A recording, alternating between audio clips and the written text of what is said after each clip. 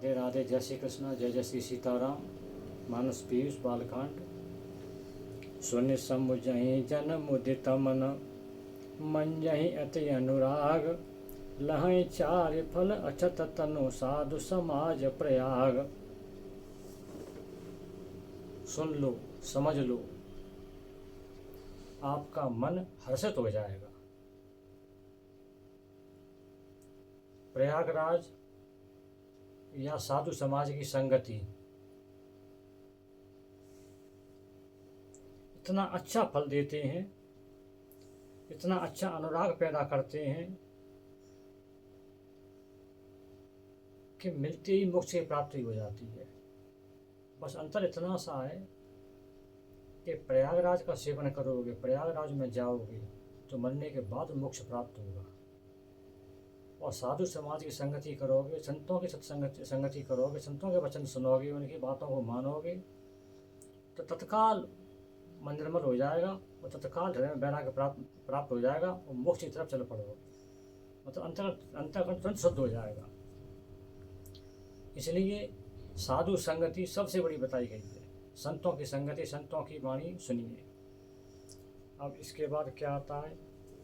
मंजन फल पेखिय तत्काला, का कहोहि पिक बकऊ मराला। सुने आचरज करे जन कोई, सतसंगति महिमा नहीं गोई। बाल्मीक नारद घट जोनी, निज निज मुख ही कहीं निज होनी। वही बात आ गई। मंजन फल पेखिय तत्काला। मंजन माने का सेवन करने से तत्काल फल प्राप्त होता है, तत्काल रिजर्वेशन होता है।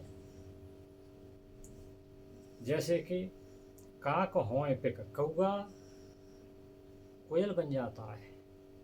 बकऊ मराला, बगुला हंस बन जाता है।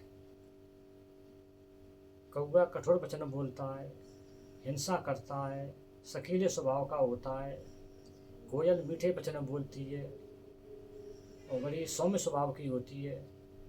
तो जो कौआ रूपी हैं, जो साधु संगति में आए, उनमें जो कौआ जैसे दुर्गुण है वो कोयल जैसे हो जाती हैं। बगुला है, ऐसे बैठा रहेगा चुपचाप किनारे पे, वो शांत बैठा आँख बंद करके, मछली आई तुरंत पकड़ लेगा, पूरा उसका साधुपन खत्म हो जाता है।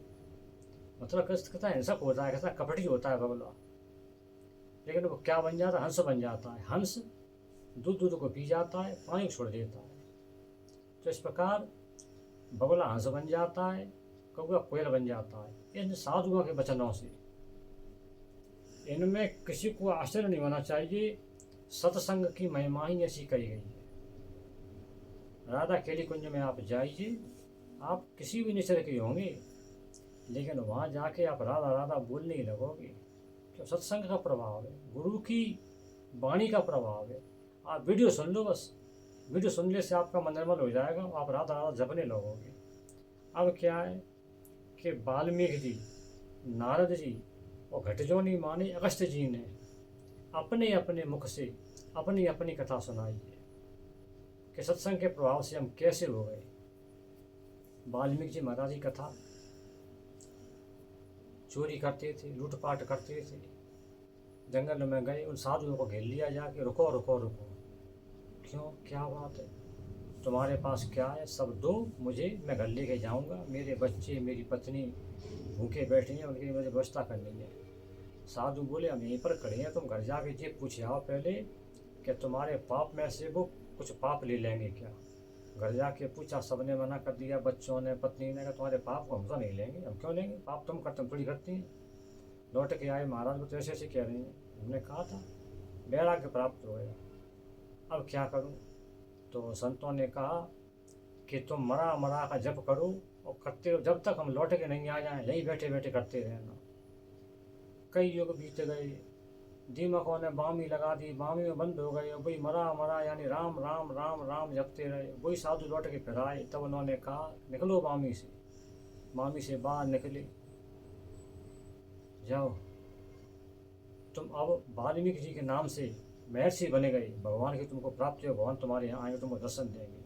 तो संतों के प्रभाव से वो महर्षि बने गए। इसी प्रकार नारद जी महाराज एक दासी पुत्र थे, साधुओं की सेवा करते थे। बाल्यावस्था में माँ मर गई, साधुओं ने आशीर्वाद दिया कि तू जाओ भगवान का भजन करो, तुमको भगवान के दर्शन होंगे। भगवान का भजन के साधुओं की आज्ञा पाकर हृदय में भगवान के दर्शन हो गए, लेकिन फिर भगवान अदृश्य हो गए। बड़े व्याकुल हो गए, अब क्या करूं। भगवान ने आकाशवाणी की, इस जन्म में तुमको बस एक बार दर्शन हो गए, अंतःकरण में अब नहीं होंगे, अब तुमको अगले जन्म में जो दर्शन होंगे। प्रतीक्षा करने लगे मरने की, धीरे धीरे मृत्यु को प्राप्त हो गए। फिर जाके ब्रह्मा जी के मानस पुत्र बनकर पैदा हुए। फिर उनको हर क्षण भगवान के दर्शन होते थे, जब चाहे तब दर्शन होते भगवान के।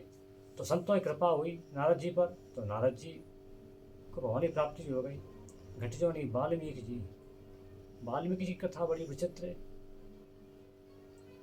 वाल्मीकि जी महाराज घड़े में से पैदा हुए, कुंभ में से, कुंभज में से, इसीलिए लोग घटजोनी कहा जाता है।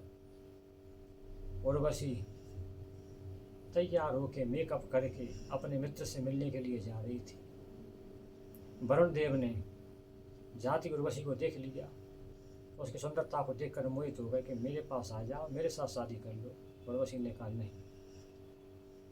मैं अपने मित्र को वचन दे चुकी, उसके पास जा रही हूँ। कि तो मन मेरे पास छोड़ जाओ, शरीर से उसके पास चली जाओ। कि नहीं, ऐसा नहीं हो सकता। तो उन्होंने श्राप दिया वरुण देव ने कि तुम जाओ मृत्युलोक में और पुरुरवा की स्त्री हो जाओ, पुरुरवा की पत्नी हो जाओ। ये भागवत की कथा है, भागवत लिंक हो जाता है यहाँ मानस पुरुष में। पुरुरवा की पत्नी हो जाओ, जाके पुरुरवा की पत्नी हो गई। अब उसके बाद क्या हुआ कि वरुण देव ने और उस मित्र ने अपना अपना तेज ये घड़े में बंद करके रख दिया। उसी घड़े में से काफ़ी समय बाद वशिष्ठ जी पैदा हुए। वशिष्ठ जी को श्राप लगा हुआ था, तो वो उसी में से पैदा हुए। और उसी में से अगस्त मुनि पैदा हुए, उसी घड़े में से। इसलिए अगस्त जी को कुंभज कहा, घटियों नहीं कहा जाता है।